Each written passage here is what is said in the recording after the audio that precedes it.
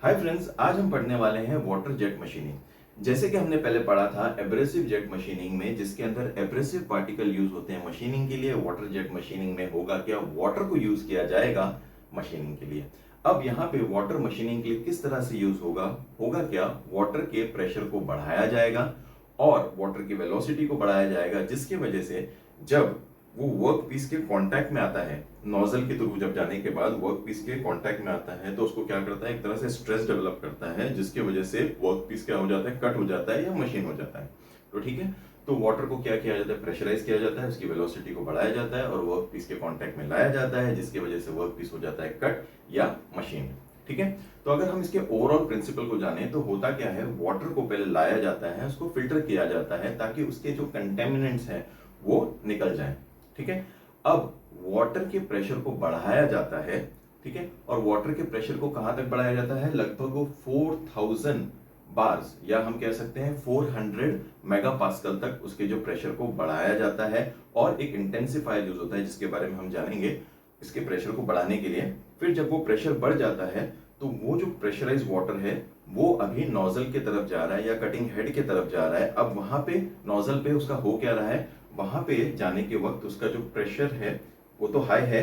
अब यहाँ पे क्या हो रहा है, उसका वेलोसिटी भी हाई हो रहा है। अब जब वेलोसिटी भी हाई हो गया, प्रेशराइज वाटर भी है, जब वो वर्क पीस के कांटेक्ट में आता है तब उसको क्या कर देता है, कट कर देता है या मशीन कर देता है। तो ये है ओवरऑल जो प्रिंसिपल की अगर बात करें वाटर जेट मशीनिंग की। अब अगर उसके एक सेटअप की बात करें तो वहां पे क्या होता है, एक रिजर्वायर होता है जहां पे वाटर स्टोर होता है और उस वाटर को आगे लेके जाने के लिए पंप यूज होता है और पंप के साथ कपल्ड होता है मोटर। तो अब ये पंप क्या करता है, वाटर को लेके जाता है और कहां पे लेके जाता है, इंटेंसिफायर में लेके जाता है। अभी इंटेंसिफायर क्या चीज है, इंटेंसिफायर एक तरह से डबल एक्टिंग सिलेंडर है जो क्या करता है, वाटर को प्रेशराइज करता है। जब वो लेफ्ट जाता है तो यहाँ के वाटर को प्रेशराइज कर रहा है, राइट जाता है तो यहाँ के वाटर को प्रेशराइज कर रहा है। अब बहुत सारे जो डायग्राम्स अवेलेबल हैं बुक में भी या नेट पे, वहां पे ये जो रिजर्वायर की हमने बात की, जो पंप की हमने बात की या उसके साथ जो कपल्ड मोटर है उसकी बात की, ये जो डायग्राम में दिखाया नहीं जाता है बट ये होता है। ठीक है, अब उसके बाद में बहुत सारे डायग्राम्स में दूसरी चीज देखी गई है, जैसे ऑयल का रिजर्वायर दिखाया गया है, ऑयल का पंप दिखाया गया है, वो पंप के साथ एक मोटर कपल दिखाया गया है, फिर एक डायरेक्शनल वॉल दिखाया गया है। तो ये सेटअप क्या है, एक्चुअली जब हम इंटेंसिफायर की बात करते हैं, जैसे कि मैंने बताया, वो एक तरह से क्या है, डबल एक्टिंग सिलेंडर है। तो उसको ऑपरेट कैसे करेंगे, तो होता क्या है, उसके अंदर इंटेंसिफायर के अंदर क्या होता है, ऑयल होता है। ठीक है, और वो ऑयल क्या करता है, सभी यहां से फ्लो होता है, कभी यहां से फ्लो होता है। तो उसके वजह से क्या होता है, इंटेंसिफायर कभी यहाँ पे मूव होता है, कभी यहाँ पे मूव होता है। तो इस ऑयल को क्या करना पड़ता है, डायरेक्ट करना पड़ता है। तो वहां पे एक होता है डायरेक्शनल कंट्रोल वॉल्व जो ऑयल को डायरेक्ट करता है, कभी यहां से जाने कभी यहां से जाने। ठीक है, तो होता क्या, यहाँ पे भी एक ऑयल का रिजर्वायर होता है, एक पंप होता है जो मोटर के साथ कपल्ड होता है और वो पंप क्या करता है, ऑयल को लेके जाके डायरेक्शनल वॉल्व के थ्रू, ओके, अब कहां पे जा रहा है, वो इंटेंसिफायर में जा रहा है, ताकि इंटेंसिफायर को क्या कर सके, वो मूवमेंट दे सके। और इस मूवमेंट की वजह से क्या होता है, वाटर जो है वो क्या हो जाता है, प्रेशराइज हो जाता है। अब वाटर प्रेशराइज हो गया, अब वाटर प्रेशराइज होने के बाद अब वो कहां पे जाता है, एक्यूमुलेटर में जाता है, ताकि एक्यूमुलेटर क्या करता है, थोड़ी देर जो है, जो वाटर को एक तरह से कंटिन्यूस फ्लो मेंटेन करने के लिए और उसके प्रेशर को कंटिन्यूस जो है उस मेंटेन करने के लिए एक्यूमुलेटर यूज किया जाता है। ठीक है, सो एक्यूमुलेटर जो है उसके बाद जाने के बाद कंट्रोल वॉल्व होता है और रेगुलेटर होता है। अब ये कंट्रोल वॉल्व करता क्या है, कंट्रोल वॉल्व के डायरेक्शन को और उसके प्रेशर को, ओके, जो प्रेशराइज वाटर को कंट्रोल करता है। ठीक है, so it controls the direction as well as the pressure of the pressurise water.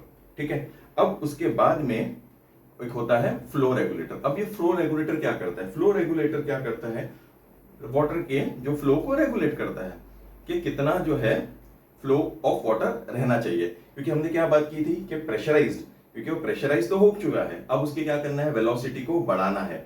तो अब यहाँ पे दो चीज हो रही है, एक हो रहा है कंट्रोल वॉल्व है और दूसरा क्या है, फ्लो रेगुलेटर या रेगुलेटर। अब जब उसका जो फ्लो रेगुलेट हो गया है, ठीक है, अब उसके बाद में वो कहां पे जा रहा है, वो नोजल में जा रहा है। ठीक है, अब ये नोजल में जब जाता है तो क्या होता है, एक पाइप के थ्रू जाता है। ठीक है, और वो एक तरह से फ्लेक्सिबल रहता है बट वो री रहता है, यानी कि वो स्टील का बना होता है। ठीक है, ताकि उसके अंदर जो है वो स्ट्रेंथ रहे और साथ साथ उसके अंदर एक मूवमेंट भी रहे, ताकि अगर हैंड से मशीनिंग करना है तो भी कर सकते हैं। ठीक है। अब जो नोजल होता है वो क्या होता है, वो सफायर का बना होता है। ठीक है, ताकि उसकी जो लाइफ है वो अच्छी रहे।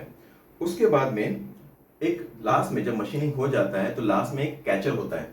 जो भी मशीन होता है, मटेरियल जो निकलता है वो क्या करता है, कैचर में चला जाता है। ठीक है, तो एक तरह से ड्रेन हो जाता है वहां पे। सो इसको अगर हम फिर से रिपीट करें तो होता कैसा है, वाटर जो है रिजर्वायर से आता है और फिर रिजर्वायर से आके कहां पे जाता है, इंटेंसिफायर में जाता है, और इंटेंसिफायर में उसका प्रेशर हो जाता है राइज कितने तक, 400 मेगापास्कल या 4000 बार। ठीक है। अब उसके बाद होने के बाद जो प्रेशराइज वाटर है वो एक्यूमुलेटर में जाता है। अभी एक्यूमुलेटर में क्या होता है, वहां पे वो प्रेशराइज वाटर कुछ देर के लिए स्टोर रहता है, ताकि जब हमको कटिंग के लिए अभी जरूरत पड़े वाटर की तो वाटर अवेलेबल हो। तो वहां पे एक्यूमुलेटर है जो क्या कर रहा है, कंटिन्यूअस जो है वो वाटर का अवेलेबिलिटी रखने के लिए हमको मदद कर रहा है एक्यूमुलेटर। और उसके बाद में जो प्रेशराइज्ड वाटर है वो अब क्या कर रहा है, नोजल में एंटर कर रहा है। एंटर करने से पहले वहां पे दो चीज है, एक है कंट्रोल वॉल्व और दूसरा है रेगुलेटर।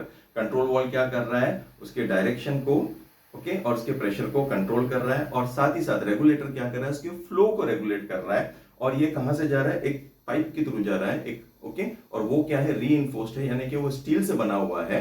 अब वो कहां पे जा रहा है, नोजल पे जा रहा है। अब नोजल पे होता क्या है, नोजल पे जो प्रेशराइज वाटर है जिसकी वेलोसिटी भी बढ़ गई है, एक तरह से फोकस्ड इसका जो है अप्रोच होता है मटेरियल की तरफ। अब ये जो डायमीटर है नोजल का, इंटरनल डायमीटर, वो हो सकता है 0.07 से लेकर 0.5 mm तक, इतना छोटा। तो वाटर जब उसमें से निकलेगा तो एक तरह से जेट की तरह बाहर आएगा। अब वो जेट ऑफ वाटर जिसकी प्रेशर ज्यादा है और जिसका वेलोसिटी ज्यादा है और इतने बारीक जो है नोजल से वो बाहर आया है, 0.07 mm से लेके 0.5 mm तक जो उसका डायमीटर है, तो वहां से वो बाहर आ रहा है। अब जब वो वर्कपीस को हिट करेगा तो उसके अंदर एक तरह से क्या करता है, वो स्ट्रेस क्रिएट करता है और मटेरियल को कट कर देता है या मशीन कर देता है। तो इसी के साथ हमने क्या देखा, वाटर जेट मशीनिंग। ठीक है, और इससे पहले हमने एक वीडियो डाला था एब्रेसिव जेट मशीनिंग, और इसी से रिलेटेड टॉपिक्स जो है हम और पोस्ट करते रहेंगे। Please like, comment, share and subscribe. Thanks for watching.